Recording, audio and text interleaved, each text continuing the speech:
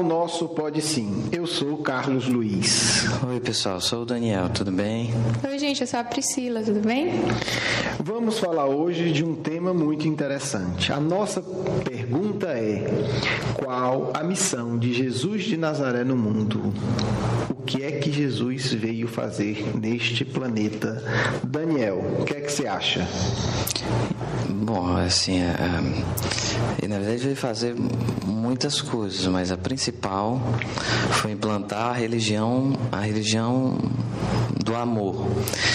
Que antes disso, Deus era visto como um ser punitivo, vingativo, era a lei do olho por olho, dente por dente. Já depois de Jesus, marcou o início do homem começar a ter mais essa ideia do Deus amoroso, Deus Pai. Acho que foi isso. Priscila? Bem, ele veio mostrar pra gente, eu acho que ele veio servir de exemplo, no caso, né? Então ele veio mostrar como é o nível de que uma pessoa pode chegar a amar como ele amou e também a querer se espelhar nele. E ele mostrava, tipo assim, que ele falou mais ou menos assim, né? Que ninguém vai ao Pai senão por mim. Então, nos exemplos dele, então veio seguir pra gente como um norte, tipo assim, se eu quiser me aproximar do Pai, né, do Deus, do Criador, eu preciso agir como ele agiu, mais ou menos. Tudo bem que a gente vai conseguir agora, já que a gente está na Terra, as pouquinhos a gente vai melhorando, né? Mas, enfim, é aquele exemplo, é aquilo ali que a gente tem que seguir, é aqueles costumes que ele tinha, né? Mais ou menos isso. Bem, então temos duas opiniões diferentes e vou colocar uma terceira opinião, né? Jesus não veio nos salvar, porque você falou, né? O Daniel falou do amor, de uma religião baseada no amor, você falou do exemplo do que a gente devia imitar, mas normalmente a gente ouve as pessoas dizendo, não, Jesus veio salvar o mundo. Veio ou não veio, salvou ou não salvou? Essa história de que Jesus veio salvar o mundo é a mesma de que Jesus veio nos tirar o nosso pecado, veio nos salvar dos nossos pecados.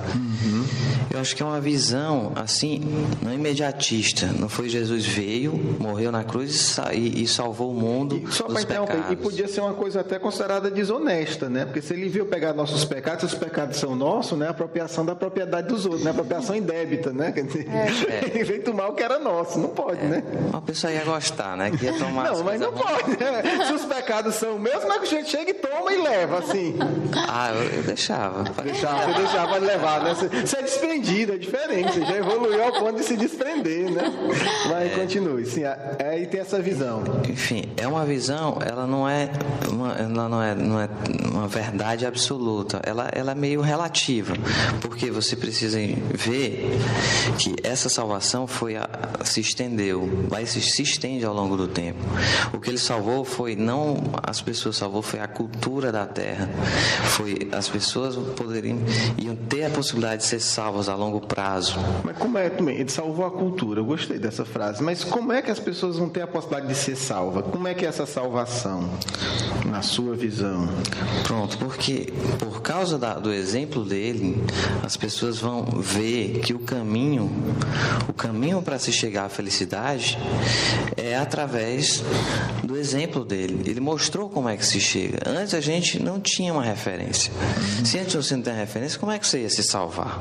Então, na verdade, ele não salvou, ele mostrou como é que a salvação. Como é que se salvava, né? Como é que se salvava para a terra. Então, a salvação é desse. Mas, assim, eu concordo com você que ele foi a maior referência, mas a referência a gente já tinha, né? Algumas. Claro. Os judeus tinham Moisés, tinham os profetas. Existiam referências excelentes como Buda, por exemplo. Buda é um exemplo excelente de salvação. Mas se você observar bem o aspecto pai amoroso, exatamente, ainda não tinha sido trazido. Ninguém tinha ensinado que Deus era um pai amoroso. amoroso, né? Não, sempre tinha mostrado os vários aspectos de Deus. Tinha, na religião hinduísta, tinha sim o aspecto já mais amoroso. Agora não de uma forma tão central como foi mostrada no cristianismo. O cristianismo, a base do cristianismo é exatamente esse Deus amoroso, que é daí que nasce a caridade, né? Se o Deus é amoroso, então nós também temos que ser caridosos com os irmãos. Excelente, eu acho que isso muda muito, né? Porque dá essa proximidade a Deus, porque pegando o povo judeu, né, onde Jesus nasceu, todo o Antigo Testamento, né, com profetas que são médiuns maravilhosos, havia muita orientação, mas Deus era sempre colocado um pouco mais, um pouco menos, como aquele ser violento, agressivo, que castigava, né, que devia ser temido. E quando Jesus realmente, né, traz isso esse novo para a gente, nessa compreensão nova do ser criador do universo, que tem amor, realmente eu acho que muda tudo, porque se o ser mais poderoso, né, o criador, o ser que em tudo manda e tudo dirige, é amor, o amor passa a ser um sentimento muito valioso, porque até a época de Jesus, né, e ainda sobrou um pouco dessa cultura hoje, dizer, o amor era coisa de gente fraca, né? O sentimento era coisa de gente inferior. Mas se Deus é amor, né, como é que a gente vai dizer que o amor é algo menor? E acho que uma outra consequência de a gente compreender que Deus é amor é que nós somos irmãos, né? O Criador, né, criou todos, né? Todos somos criados por Deus, um Deus único, então somos todos irmãos. Isso para a época, né, talvez tenha sido um dos motivos da crucificação do Cristo. Os judeus não aceitavam, os judeus aceitavam o Deus único, mas eles eram a raça escolhida. O privilégio. Os romanos não entrava isso na cabeça dele nem sob tortura. Como é que eu, romano, cidadão romano, senador, de família nobre e poderosa, sou igual a esse bárbaro escravo? Então, nesse sentido também foi uma revolução cultural. Agora a questão é a seguinte, vamos lá. Do ponto de vista espírita, a gente falou dessa compreensão do Cristo como uma figura singular da história, que veio trazer, se a gente quiser usar o termo salvação, no sentido do exemplo, do modelo, de nos ensinar que Deus é único e que somos irmãos, portanto somos iguais perante Deus. A lei de fraternidade em relação a todos, judeus, não judeus, brasileiros, alemães, chineses, todos somos filhos de Deus. Agora, do ponto de vista espírita, a questão é a seguinte: qual é o maior modelo? Seria o Cristo, Jesus? Seria Buda? Seria Sócrates? Quer dizer, o que é que vai diferenciar? Por que o modelo espírita é Jesus e não é, por exemplo, Buda? O modelo máximo. Por que o modelo espírita máximo é Jesus e não é Sócrates? Alguém arrisca uma opinião? Alguém arrisca uma opinião? Talvez, não sei muito bem, mas porque Jesus, ele desde sempre, desde criança até o fim, ele sempre demonstrou nas suas atitudes o amor que ele tinha. Porque aí a gente volta para a escala espírita. Na escala evolutiva, né, o comportamento do Cristo é o que mostra que ele é o espírito de maior elevação. Por exemplo, sem desmerecer a grandiosidade dos outros, mas no caso, por exemplo, do Buda, né, do príncipe Siddhartha, ele ainda teve que passar por um processo de aprendizado maior. Quer dizer, ele teve que ter abundância, depois para ter contato com a miséria, para ter ainda um choque de realidade, né? Certamente um espírito muito evoluído, e com esse choque ele pôde ter uma compreensão muito mais profunda. Mas ainda precisou disso, né? A gente vê no Cristo já uma compreensão plena, porque ele já teve isso no passado. Então a gente começa a distinguir a percepção do Cristo, ela está muito acima da percepção de toda a cultura dele e de todas as limitações humanas.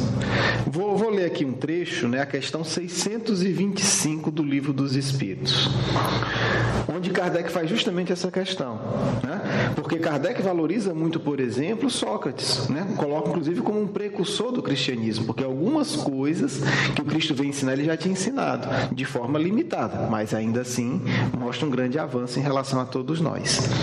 E aí Kardec pergunta, qual o tipo mais perfeito que Deus ofereceu ao homem para lhe servir de guia e de modelo? A resposta dos Espíritos é 2 linhas, né? Vede Jesus. Mas aí Kardec, no seu trabalho de codificador estudioso, vai comentar isso, né? Por que que eles falaram, né, que os Espíritos foram unânimes em apontar o Cristo como, né, o modelo mais perfeito que Deus encaminhou para o mundo?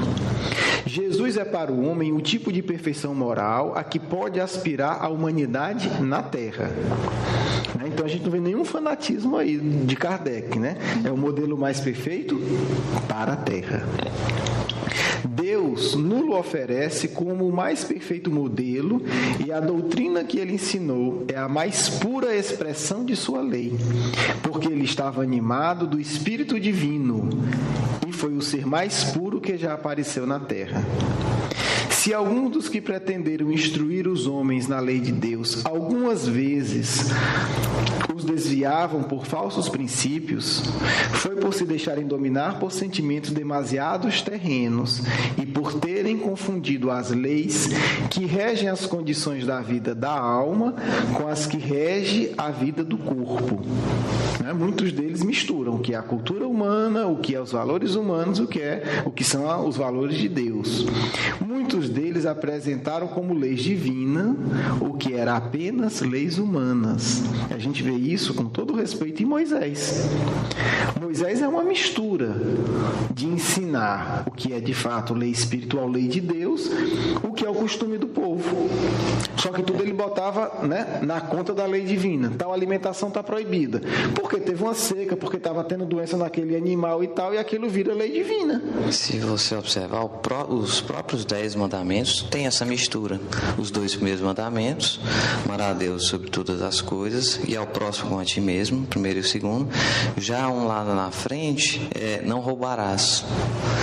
Já estava colocando um pouco do costume. Isso, já nessa transição. Mas talvez um outro que seja mais humano ainda, aí a gente vê até um certo, a gente vê o preconceito da cultura. Né? É aquele, não cobiçarás, né, a mulher, o asno e a casa do teu próximo. Quer dizer, é bem machista, né? Quer dizer, coloca a mulher num conjunto de propriedades do homem. E que o outro homem não pode cobiçar. Quer dizer, então, aí a gente vê a marca da humanidade. Para a época era algo avançado, né? Então é valioso. Mas quando a gente compara com Cristo, a gente vê o quanto o Cristo é maior ainda. E Moisés foi o grande legislador do povo judeu, dos judeus, né? Então, essa mistura. E nós não vemos essa mistura no Cristo. Por exemplo, em relação à própria mulher. Quer dizer, era um choque brutal, inclusive para muitos discípulos do Cristo, a maneira como o Cristo tratava as mulheres. O homem não podia sequer falar com a mulher na rua. A mulher não podia sair desacompanhada. Isso aqui até há pouco tempo atrás, na nossa cultura, ainda não teve resquício. A mulher era um objeto do homem. A mulher não tinha um status de cidadã. A mulher estava como uma propriedade do homem. Quer dizer, um ser inferior. E as crianças também eram seres inferiores. Aí vamos observar como o Cristo trata as mulheres. Quer dizer, ele rompe com todos esses preconceitos. Quando ele dialoga com a mulher no poço de Jacó, né, tem essa passagem no Evangelho, quer dizer, a mulher está lá tirando água e Jesus chega e começa a conversar com ela. A mulher se esconde, mas como é que pode? Primeiro, tinha a barreira da briga social, porque Jesus era nazareno, ela era samaritana. Um povo não podia falar com o outro. A mulher já se espanta. Depois, ele era homem, ele não podia conversar com a mulher. Então, tudo isso é rompido com gesto muito simples, mas é uma prova da compreensão do Cristo. Quer dizer, ele estava acima dos costumes sociais, acima das leis sociais, porque ele estava vinculado à lei de Deus. E pela lei de Deus todos somos irmãos, somos espíritos. Que é a lei do amor. E a lei do amor. E ele começa a conversar com ela. Os apóstolos que tinham ido comprar comida na cidade voltam e ficam. Os apóstolos ficam: que história é essa? O mestre conversando com essa mulher aí? Que coisa estranha. E aí, na psicografia do Chico Xavier, Humberto de Campos ainda comenta que as pessoas começaram a maldar. Ele está querendo alguma coisa com essa mulher, isso aí tem alguma coisa estranha, tem algum interesse aí estranho. E o Cristo está acima de tudo isso. Em relação às crianças, a mesma coisa. O Cristo chega e vai o menino fazer festa com ele, energia boa, todo mundo vai atrás. Quer que os apóstolos façam uma barreira, isola. Não, nosso mestre, perder tempo com criança. Nenhum sábio do templo ia perder tempo com criança, porque era perder tempo mesmo na visão da época. E o Cristo dá um carão nos apóstolos. Deixai que as crianças venham a mim e não as impeçais. Quer dizer, como quem diz, não te mete, deixa eles livres, eu quero que eles se aproximem de mim. E aí, nos relatos espirituais da Ivone Pereira, no Memórias do Suicida, a gente vê um espírito belíssimo que diz que tem essa lembrança, ele criança e Jesus acariciando a cabeça dele. E ele é um espírito que está ajudando lá, os que suicidaram. Exatamente. E tal, Já é um espírito muito evoluído, ajudando eles, falando de Jesus para eles, contando as histórias e mostrando as histórias que ele viveu. Vale a pena conferir, um dia a gente fala sobre Memórias do Suicida, é um livro belíssimo. Então, o que a gente vê que Jesus fez prova que ele agia segundo a inspiração da lei de Deus e não segundo os costumes humanos. Os outros foram grandes, mas sempre misturavam a lei de Deus com os costumes humanos. E aí a gente vê que Kardec acertadamente comenta, e os espíritos sem nenhuma dúvida colocam sem equívoco, Jesus como um modelo maior, porque ele foi capaz de estar acima dos preconceitos, dos interesses sociais, das paixões, das opiniões mais limitadas. Por quê? Porque ele estava em contato direto com Deus. E aí, a visão dele estava acima de tudo isso. Por isso que Jesus nunca fundou nenhuma religião. Curioso a gente pensar isso. Quer dizer, historicamente, não há nada na postura do Cristo de ter fundado nenhuma religião. Claro, cada um que é da religião A, B e C diz que o Cristo fundou a dele, Então, é muito... Se eu sou da religião X, eu vou dizer, não, Jesus fundou, foi a minha religião, está lá na Bíblia. O outro vai dizer assim, não, Jesus fundou, foi a minha igreja. Mas se a gente olhar o Novo Testamento, não há lá nenhuma religião oficial fundada pelo Cristo. Não há nada. O que ele ensina, como o Daniel colocou, é a lei de amor. E isso é o que também distingue ele dos outros. Ele ensinou um caminho. E ele mesmo disse, eu sou o caminho, a verdade e a vida. O caminho para ir ao Pai. Sobre essa superioridade de Jesus, a gente pode encontrar na Gênesis, no livro de Allan Kardec, da Gênesis, no capítulo 15, o item 52, que fala da tentação de Jesus. E olha o que ele diz sobre a tentação de Jesus, aquela tentação do diabo no deserto.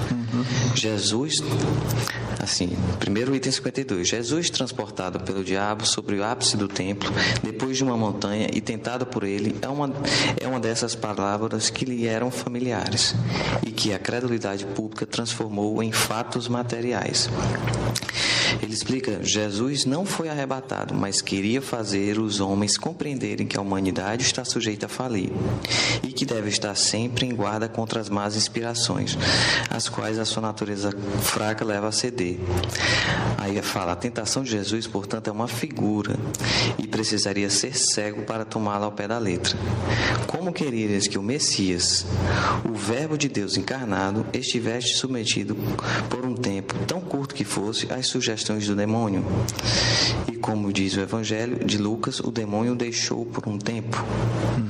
Pois é, porque a gente, os próprios Espíritos falam, né, da superioridade de Jesus, então nem essa tentação que eles dizem existiu, era só é um símbolo, né? Até porque, quer dizer, você vai tentar Jesus como? Se ele é um espírito que está vinculado, o que é que você vai prometer? Porque você tenta alguém quando você promete uma coisa que interessa, né? Você diz, você faz isso aqui que você ganha isso, né? Você, né, faz um ato de corrupção e eu lhe dou tantos R$1.000. Aí a pessoa diz, não, com esses R$1.000 eu vou fazer não sei o quê, então a pessoa fica tentada, né? A tentação é sempre no sentido de que você vai receber uma recompensa em prazer. Ora, um espírito puro, né? O governador espiritual do planeta, né, que está aqui e está vinculado a Deus, vai ser tentado com o quê? Vão prometer a ele o quê? Qual é a promessa? O que é que vão lhe dar acima de Deus? O Criador do universo. Então, a própria lógica da tentação perde o sentido. Porque a tentação eu vou lhe dar algo a mais. Eu vou lhe dar o que você gosta. Eu vou lhe satisfazer. Mas para que poderia existir uma satisfação maior do que estar ligada a Deus, o Criador do universo, que é amor? Quer dizer, poderia você prometer algo na terra para quem foi instituído por Deus como governador responsável por tudo? Então, essa mostra que não faz sentido. Mas é algo simbólico que Jesus deixa, né, que na verdade que fica no Novo Testamento, que serve para a gente refletir sobre isso, né? E aí a gente depois, talvez no outro programa, a gente fale um pouco sobre o Novo Testamento, né? Porque aí a gente vai ver a diferença de evolução de Jesus para os apóstolos, porque alguns apóstolos ainda misturaram, olha como é curioso, o espírito que não é puro, né? Embora sejam espíritos nobres, misturaram os ensinos do Cristo muitas vezes com os costumes da época, com as lendas da época, com os fatos, né, lendários. E aí a gente precisa estudar, Kardec faz esse estudo do Novo Testamento na Gênesis para mostrar o que de fato foi realidade, que aconteceu em termos de fenômeno mediúnico, porque se pode acontecer hoje, imagine com Cristo, né? E aquilo que foi lenda, porque o Novo Testamento não é um livro de histórias. E ali a gente vai encontrar fatos reais, a gente vai encontrar histórias que Jesus inventou para educar o povo, né? Ele criou uma história para educar o povo, que são as parábolas, e a imaginação de quem escreveu. A gente tem, né, como dizem os espíritos, tem que saber estudar, tem que saber meditar e avaliar cada coisa. E não está na crença ingênua, né, que foi Deus que escreveu. Não foi. Deus orienta o Cristo. O Cristo nos ensinou. E nós, humanidade, preservamos mais ou menos o que ele ensinou. Agora, eu acho interessante, Carlos, eu acho que a gente deveria frisar uma parte, apesar de realmente Jesus não ter sido tentado assim pelo diabo, né? Mas quando fala diabo, na verdade a gente tem uma figura de um ser só que é mal para sempre, que Deus criou um mal para sempre, porque quis criar uma pessoa mal para sempre, né? E aí, assim, eu acho interessante, eu acho que é bom a gente falar sobre isso um pouquinho, nem que seja um pouquinho. O que é que você entende, assim, sobre... Porque aí tem outra confusão, né? A própria palavra demônio sofreu muita modificação, porque se a gente pegar a origem da palavra demônio, ela significa simplesmente espírito. E alguns significam bons espíritos. Por quê? Porque o Sócrates, ele fala que ele tinha um daimon, um demônio que orientou a vida dele toda. Quer dizer, então não podia ser um espírito ruim, né? Orientou um dos maiores sábios da história do mundo. E ele fala, e isso é interessante porque isso é documento histórico. Uma vez discutindo na faculdade isso, o pessoal disse, não, mas é a tradução. Eu digo, não, vamos pegar qualquer tradução que você quiser. Pegamos a considerada melhor em português. E ele fala. Eu acho que para não chocar, às vezes o tradutor coloca daimon, que na verdade é demônio. Alguns botam demônio mesmo. Porque na época de Sócrates, demônio era usado, podia ser usado, era espírito. Podia ser espírito bom, espírito mau. Mas, enfim, aí a gente já vai começar. Então, a própria palavra demônio começou a ser distorcida e virou, não virou só espírito ruim, virou o espírito ruim, né? Aí é outra lenda, que Jesus nunca falou isso.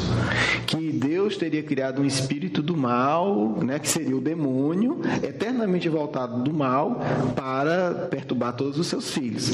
Aí imagina que criação interessante. Um pai chega e diz, não, eu vou criar aqui um ser, né? Vou inventar aqui um ser, uma máquina, e ele vai ficar torturando meu filho todo dia. Você ia... Eternamente. Ninguém ia querer ser o filho do mal, né? E assim, e se isso fosse, coitado do demônio, né? Porque se ele foi criado para ser eternamente do mal, ele não tem chance, vai sofrer sempre. Realmente. Então, segundo o Espiritismo e segundo o cristianismo de Jesus, não existe esse demônio voltado eternamente para o mal. O que existe são espíritos atrasados, que estão momentaneamente no mal. Por revolta, por ingratidão, por não saber lidar com as suas dores. E que todos esses espíritos evoluirão e chegarão a ser espíritos tão evoluídos quanto o próprio Cristo. Graças a Deus, né? Quer dizer, todos chegaremos ao patamar de ser igual ao Cristo. Pode ser que demore um pouquinho, alguns bilhões de anos a mais, alguns bilhões de anos a menos, mas a gente chega lá, né? Isso depende da gente, depende da gente, né? Queimar alguns bilhões na etapa evolutiva. A gente querer se melhorar. Por conta da boa vontade, né? Então, é uma questão interessante que é importante esclarecer. Agora, a pergunta é a seguinte... Pegando o que o Daniel falou no começo, quer dizer, ele colocou que um dos pontos centrais da missão do Cristo era nos aproximar de Deus, né? Ensinar que Deus é amor e criar essa proximidade. Eu queria que cada um de vocês falasse ou uma passagem do Novo Testamento que gosta muito, ou, principalmente, como é que é essa relação de vocês com Jesus? Vocês conversam com ele, bate papo, toma café junto, conta história engraçada. Como é que é essa relação nossa com Cristo, a relação pessoal com Jesus? De admiração. A minha é de admiração. Eu acho muito... É um exemplo muito...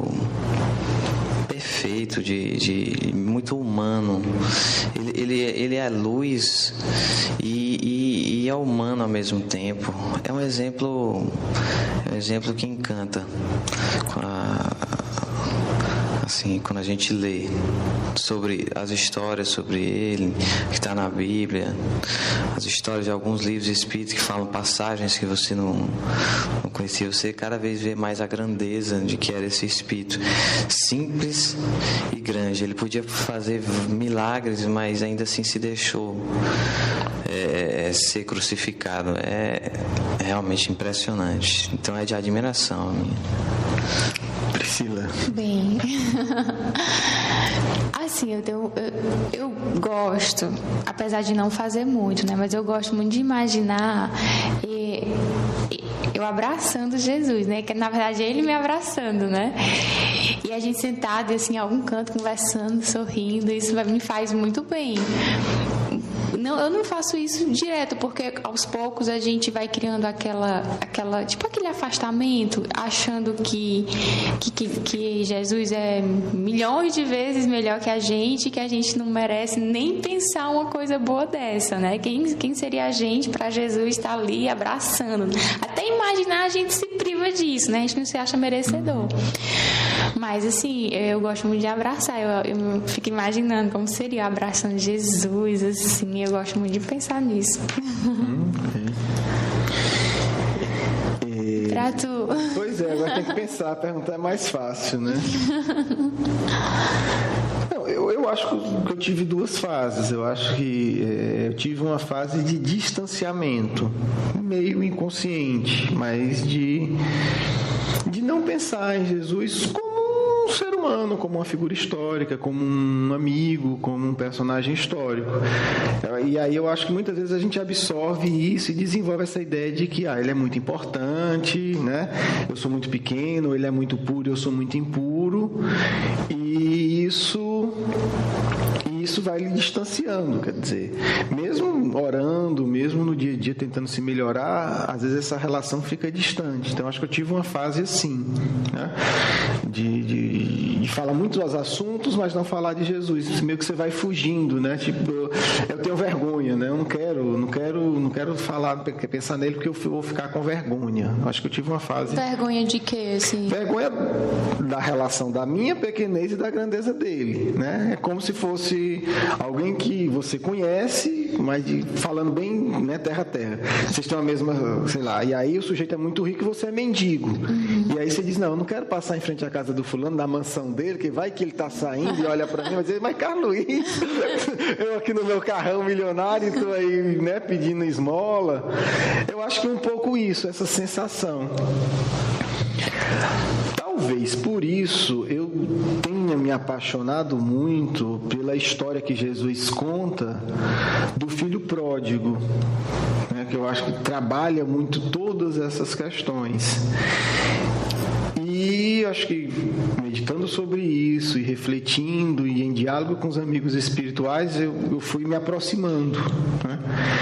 Eu acho que hoje a minha relação é de amigo, assim, eu consigo imaginar Jesus, consigo mentalizar, consigo sintonizar com ele. E aí é importante explicar isso, quer dizer, eu sintonizar com ele não quer dizer que eu vou sintonizar e vou psicografar a mensagem dele, mas que emocionalmente eu me permito buscá-lo, né? Porque a busca por um espírito superior é uma busca emocional. É você dizer, eu quero me vincular ao Cristo, eu quero me vincular a essas energias poderosas e boas, eu quero me vincular a essa luz. Então eu acho que é um exercício que eu passo a passo faço cada vez mais, né? Como se você fosse dando um passinho de cada vez, né? Porque a transformação emocional e evolutiva nunca é instantânea, né? Ah, mudou tudo, não. Mudou, mas continua, né? Muda um aspecto e outros continuam. Então, eu acho que essa reflexão na parábola do filho pródigo, eu vou contar rapidinho, né? Essa história, vou tentar resumir, que eu acho que ensina muito e é muito bonito, porque eu acho que ela resume essa mensagem toda do Cristo para todos nós, né? Onde é que o pessoal encontra essa partezinha aí? No Novo Testamento, né? Temos lá parábola do filho pródigo. Eu não vou saber dizer onde está no Novo Testamento. Eu vou ver se eu pego aqui. Mas eu vou contar a história, quem quiser procurar no Novo Testamento encontra, e nos livros do nosso amigo Caiba Schutel, ele comenta essa parábola muito bem, né? O livro Parábolas e Ensino de Jesus, que tem a parábola, ele vai explicando os significados da parábola. Aconselho procurar, dá para encontrar com certa facilidade. Mas a história é uma história que Jesus cria para nos falar de Deus e nos falar do amor de Deus e do perdão de Deus. A história, resumidamente, um pai rico, dono de uma grande fazenda, tem 2 filhos, e um dos filhos diz que quer ir embora, quer deixar a casa do pai. Então chega para o pai, fala isso, pede a sua parte da herança e vai embora, se afasta do pai e da família, vai para lugares distantes. E ali, né, rico, boa vida, livre, né, se sentindo, né, certamente o dono do mundo, como todo mundo que tem algum dinheirinho, ele começa a ter uma vida de farra, né? O Evangelho usa a palavra dissoluta. Uma vida de farra, de bebida, de mulheres, de jogo, de farra. Só que aí, né, como sempre acontece, o dinheiro acaba. E ele começa, né, fica sozinho, de farra, certamente deve ter rolado uma boa depressão, e as contas chegando e ele está liso. Não tem mais o que fazer, acabou o dinheiro. Para completar, vem uma grande seca na região, e aí uma situação de miséria dele se soma à situação de miséria da cidade que ele está, do povo que ele está. E ele procura trabalhar e nada e não consegue. Consegue um emprego de cuidar de porcos para comer a comida dos porcos. Caramba. E aí ele fica nessa situação terrível. Até que um dia ele se lembra que tem um pai e diz, meu Deus, na fazenda do meu pai, mesmo os empregados dele vivem muito melhor do que eu estou vivendo aqui. Já sei o que eu vou fazer, eu vou voltar e vou pedir para o meu pai perdão e vou pedir que ele me empregue, eu quero ser funcionário da fazenda dele, porque o pior funcionário dele vive muito melhor do que eu. O pior, que eu digo, o que menos recebe, o menos gratificado recebe muito melhor do que eu. Meu pai sempre foi um bom patrão. Eu vou pedir para ser empregado do meu pai. Eu não posso pedir mais nada porque a minha parte eu já gastei. E aí ele faz a viagem de volta. E quando ele está chegando, um funcionário reconhece ele de longe e aí vai avisar o pai. O pai bota a melhor roupa, sai da fazenda e vai receber ele na estrada. E o abraça, e o beija, e acolhe ele de novo e dá uma grande festa. Como filho, não como assim, como né? Filho, ele recebe publicamente assim, como filho, né? Veste o filho dele com a melhor roupa, se veste com a melhor roupa, que era um símbolo, né, de acolhimento, acolhe o filho e dá uma grande festa. Quando ele está dando a grande festa, o irmão dele não fica do lado de fora da casa. Não participa. O pai manda chamar. E ele não vai. E o pai vai ter com eles: filho, vamos comemorar, o seu irmão voltou.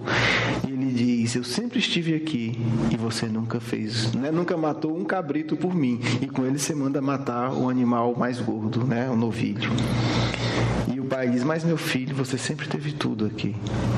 O seu irmão estava perdido, né? E agora ele retorna. Nessa história, a gente vê muitos ensinos que quem lê lá o livro do Caibá Schutel, Parábolas dos Ensinos de Jesus, vai aprofundar. Eu vou destacar poucas coisas, né? Porque é um símbolo, é uma história criada. Quem é o pai? O pai é Deus, que está ali com seus filhos na abundância. O filho resolve se afastar da casa do pai. Somos nós, quando nós nos afastamos da lei de Deus, da proteção divina, e vamos ter uma vida contrária à lei de Deus. Uma vida contrária à lei de Deus sempre nos leva ao sofrimento, que é o caso dele, né? E ele estava comendo o que? A comida dos porcos, quer dizer, o símbolo, né? Um símbolo apenas das paixões inferiores, quer dizer, ele foi se alimentar do que tinha de mais inferior no mundo, né? Do pior alimento, né? Do alimento que sobrava dos porcos, quer dizer, o resto do resto. Ele optou por esse alimento, mas ele se arrepende. E aí é bonito, porque o arrependimento dele não é: me arrependi, não. Ele tem que voltar, ele está longe. Que eu acredito que seja o nosso caminho espiritual hoje. Quer dizer, a gente está longe da casa do Pai, mas a gente está caminhando para se integrar com Deus de novo. Que é a integração com Deus. Só que na cultura judaica o que o pai fez era inconcebível, porque o que o pai tinha que fazer era não ter recebido o filho. O pai, além de receber, ele sai e vai receber ele na praça pública. Aquilo na cultura judaica era como se o pai estivesse se humilhando, porque ele foi humilhado pelo filho. Então, o certo, o que a cultura social dizia era: nem recebe, nem como empregado, ele me abandonou. Mas o pai vai para a praça pública receber o filho na frente de todos, como quem diz: eu quero que vocês saibam que ele é meu filho. Independente de qualquer coisa. Ele errou, a cultura está dizendo isso e tal, mas é meu filho, eu vou acolher ele na frente de todo mundo, né? E é o grande símbolo do acolhimento de Deus. Do amor. Né? O amor de Deus, quer dizer, Deus acolhe. Ele não condenou, ele não deu sermão, ele não humilhou na frente de todo mundo. Quer dizer, porque o sujeito já estava ali, o sujeito queria só ser empregado. Estava comendo o resto de comida de porco. Quer dizer, qualquer coisa ele aceitava. Ele não tinha mais o que pedir. Mas o pai generoso o acolhe na melhor situação e dá um banquete. Bota a melhor roupa, veste ele com a melhor roupa, manda matar o melhor animal. E comemora, quer dizer, olha o que o Cristo está dizendo: Deus quer isso de todos vocês. Deus não vai punir vocês. Deus é esse Pai, Ele quer acolher vocês. Vocês só têm que fazer o caminho de volta. E o caminho eu estou ensinando. Está aqui a sinalização. Vai lá que Deus acolhe vocês. E um outro símbolo interessante que me fez pensar muito quando eu li essa explicação do Caibá Schutel. Quem é o outro filho? Né? É o símbolo dos religiosos arrogantes. São aqueles que estão aparentemente sempre certos, mas estão com o coração vazio. No fundo, ainda um espírito egoísta. O outro estava salvo, aquele ainda não. Porque o outro errou, mas abriu o coração. Ele foi honesto, ele buscou. Se arrependeu e retornou. O outro era o certinho. Nunca errou do ponto de vista social, mas foi o que mais errou. Que não acolheu o próprio irmão. Não tinha amor no coração. Né? Não tinha amor. Ele estava fazendo tudo que era certo para receber recompensa. Ele não agia por amor, ele agia por cálculo. É o símbolo da falsa religião. Um homem santo, entre aspas, mas que não tem amor. Faz tudo certo, mas não ama ninguém. Não abre mão por nada. Né? Não sofre pelos outros. Já estava possivelmente com medo. Né? Mas será que ele vai querer a outra parte da minha herança? Quer dizer, é o cálculo, era o interesse egoísta. Esse ainda vai precisar de mais tempo para poder chegar a Deus. E aí a gente entende uma frase que Jesus diz sobre os religiosos. Ele diz: as prostitutas entrarão primeiro no reino do céu do que vocês. É a mesma coisa do filho pródigo. Aquele que erra, mas se arrepende sinceramente, chega mais rápido a Deus do que aquele que é aparentemente certo, mas que nunca amou de verdade, né? Porque ele tem uma máscara de ilusão na frente dele. Essa história aí, né, comentada pelo Caibá, e as comunicações que a gente tem dos amigos espirituais me ajuda a entender isso, né? Dizer, poxa, ele quer, Deus quer, o Cristo quer, né? Ele quer nos planificar, ele quer que a gente absorva as energias deles. Basta que a gente abra o nosso coração. Não precisa ser santo, isso é bonito na parábola. Quer dizer, o filho não chegou e se santificou e depois entrou dentro de casa, porque a casa é o símbolo do Espírito e o símbolo da morada de Deus. Não precisou de nada disso, né? Ele não precisou fazer, não. Ele se arrependeu com sinceridade, ritual, e se submeter e fazer oferenda nos templos, como era na época. Não, ele simplesmente se arrependeu. E foi em direção a Deus. Que é o que importa, de verdade. E foi você exatamente. Se arrepender e amar, né? E segundo Cristo, Deus o acolheu plenamente.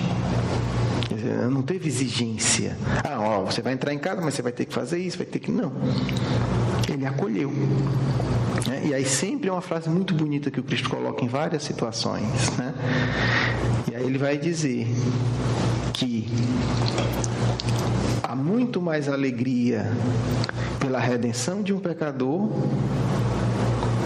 do que você vê 99 justos que já não precisam de redenção.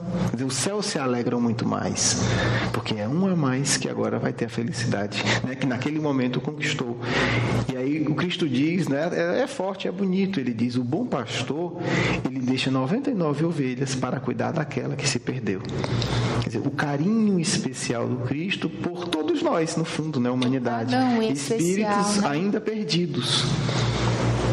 Talvez ele olhe mais pra gente do que pros anjos que trabalham com ele. Verdade. Porque os anjos não precisam, né? Não precisa desse carinho todo, desse cuidado todo. Claro que ele os ama, né? Mas assim, eles não precisam tanto. Tanto auxílio. Não, os espíritos puros, iluminados, não precisam tanto. Não precisam. Essa é a verdade. Nós precisamos muito mais. Então, talvez ele olhe até com mais carinho pra gente do que pros anjos, né? Nesse sentido. Bem, eu encerro por aqui, né? O Daniel quer falar mais alguma coisa? Uma despedida pessoal? Para a gente passar para a nossa segunda etapa? Não, vamos passar para a próxima etapa. Priscila? Não, é só desejar uma boa semana para vocês. Tudo de bom. Então vamos agora para a segunda parte do programa, né? Que é o comentário dos nossos amigos espirituais. Vamos fazer o Evangelho, né? Que é o momento já que a gente vai se concentrando.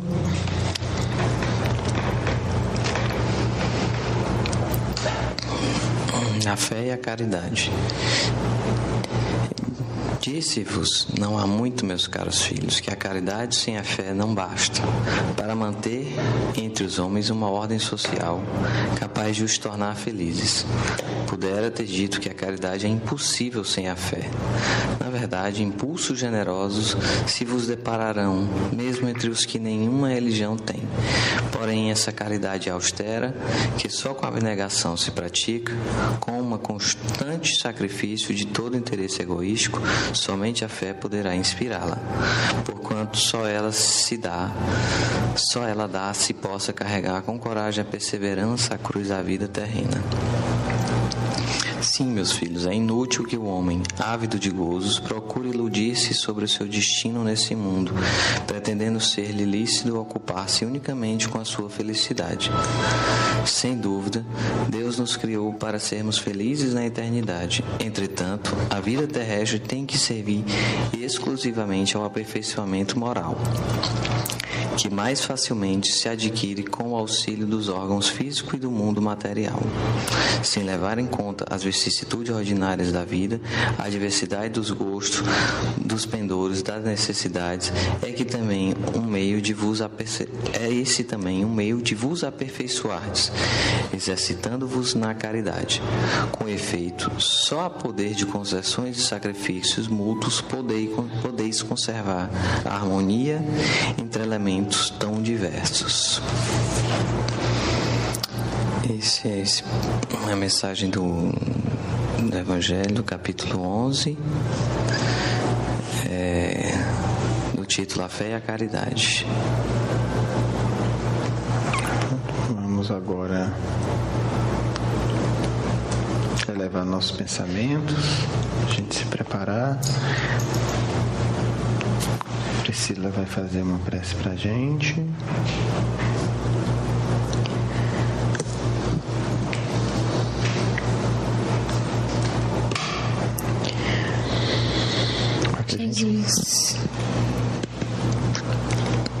Jesus amado, obrigada pelo seu amor, pelo cuidado que você tem conosco, por tudo, pela nossa vida, por tudo. Assim seja.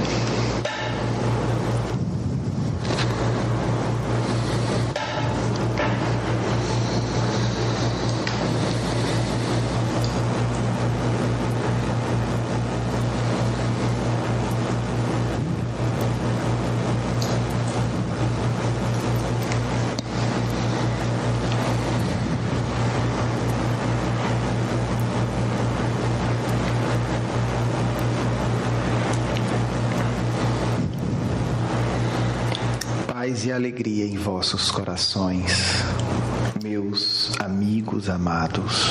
Assim seja. Falemos de Jesus, nosso Mestre tão sublime e tão incompreendido no mundo. Veio o Cristo trazer sua mensagem de paz para todos os corações que desejam vincular-se ao mais alto, que desejam caminhar em direção a Deus, que é a fonte eterna, indestrutível do amor, da paz e da verdadeira felicidade. Jesus, ó amigo divino, pedimos sempre o teu amparo. Ele nunca nos faltou. Muitos se distanciam do Mestre por temer a sua pureza. Não temam, amigos. Jesus deseja tocar os vossos corações. Somente quando o indivíduo reconhece a sua pequenez e a grandeza maravilhosa do Mestre, tendo a humildade de pedir-lhe luz e amor, irá crescer verdadeiramente. Jesus nunca humilhou a criatura humana por causa de sua inferioridade. O Mestre nunca menosprezou os pequeninos, nunca maltratou os fracos e sempre se apiedou dos poderosos, que frequentemente são os mais necessitados. Nosso Mestre, caros amigos, amou os doentes, beijou e abraçou os leprosos, se divertiu com as crianças em seus jogos simples e alegres. O nosso mestre, caros amigos, teve a coragem de servir ao Pai em todas as ocasiões. Nosso mestre nunca fez acordos para ser aplaudido ou para ter o falso amor social. O nosso mestre, meus amigos, viveu momentos de profunda solidão. Mas como poderia os homens entender aquele que só tinha amor para dar? Muitas vezes, nosso mestre chorou. Chorou apiedado da miséria dos homens. Como os homens se iludiam em sua época e se iludem hoje. Por meia dúzia de moedas de ouro ou por meia dúzia de palácios. Eles se afastavam de Deus para ter prazeres tão imediatos e para colher amarguras tão longas. O mestre chorava, porque o seu coração ansiou e anseia ainda hoje de ver que todos nós tendo alcançado a paz. Mas nosso mestre, acima de tudo, sorria. O mestre sorria ao ver a natureza se renovando. O mestre sorria ao ver as crianças brincando em seus jogos fraternos. O mestre sorria quando uma alma de boa vontade pedia-lhe ajuda e orientação. Porque uma só foi a fonte de alegria de nosso mestre neste mundo. A alegria de nos ver melhor. A alegria de ver que pouco a pouco nós compreendemos a lei de Deus. A alegria de entender que no futuro todos nós seremos muito felizes. Neste momento, peço que cada um de vocês, a todos os amigos e amigas que me ouvem, elevem seu pensamento e abram seus corações e permitam que a mão do Cristo possa tocá-los. Porque, meus irmãos e irmãs, a mão do nosso mestre tocou feridas fedorentas e as curou. A mão de nosso mestre ergueu pedras pesadíssimas para socorrer alguém. As mãos de nosso mestre eram calejadas, porque se seu rosto transmitia o reflexo de Deus, as mãos de nosso mestre refletiam a rudeza do mundo que estava, porque ele nunca parou de trabalhar. Aquelas mãos que no final da existência estavam pregadas na cruz eram mãos de quem socorreu os mais sofredores. Eram mãos capazes de reerguer os caídos e de abater os orgulhosos e iludidos, para que eles também pudessem encontrar o Pai. Aquelas mãos crucificadas foram também as mãos de uma criança tenra, que alisava o rosto dos marginais que encontrava no caminho e os fazia chorar, porque aquelas mãos são mãos poderosas e sábias, capazes de extrair de qualquer coração a ternura, o amor e a coragem. Permitam, amigos, que essas mãos que ainda existem, numa forma ainda mais sublime, penetrarem em vossos corações, porque nosso Mestre prometeu todos aqueles que buscassem a Ele, Ele os converteria e os curaria de todas as doenças interiores. Tenhamos a convicção de que nosso Mestre trabalha hoje por cada um de nós. E um dia,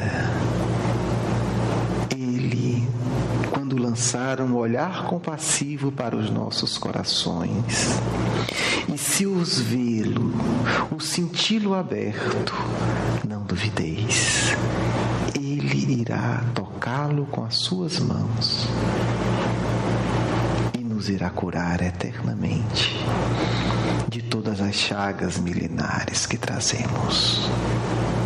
Jesus, quando os nossos corações souberem o poder e o amor que Tu tens por cada um de nós, nós estaremos curados de todos os nossos vícios.